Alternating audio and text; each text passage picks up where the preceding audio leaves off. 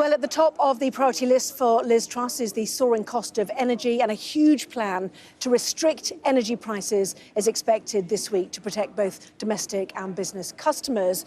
But while the plan will help for a while, it could mean higher than average energy bills for a long time to come. Our business correspondent Paul Kelso has this report.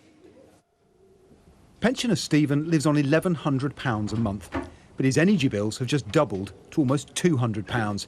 It's left him and millions of others making hard choices every day. If I do any pots in cold water, I have a bathe in cold water, try and limit my showers to, without fearing, but limit them to what I can, because you just don't use any energy whatsoever. With bills rising beyond the means of even middle-income households, the new Prime Minister is planning a huge intervention.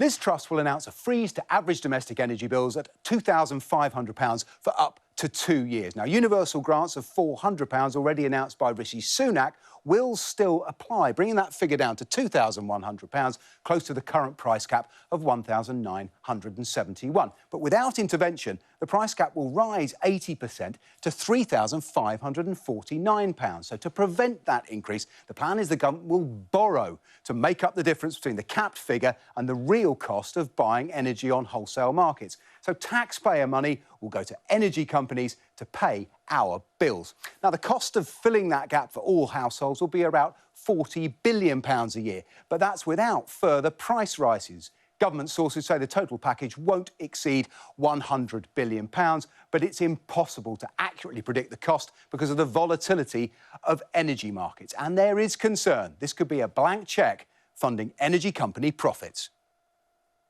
The government is right that when you're in a crisis mode, you probably need to use the government's balance sheet and you need to borrow. I think the thing that helps the government is that even though interest rates have gone up, historically they're still at low levels and the cost of borrowing is low. So this is the time to take big short-term interventions. The big question for me is, if we're borrowing and loaning it to the energy companies, why then are we not capping their profits in order to help us pay for that in the long term?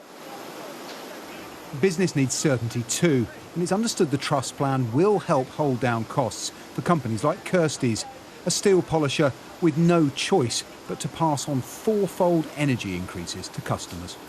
If we were going into the market now, our 100 grand a year would be closer to £500,000 per year, which for an SME is really concerning. This will be an intervention on the scale of COVID-19, and once again, taxpayers will foot the bill. Paul Kelso, Sky News.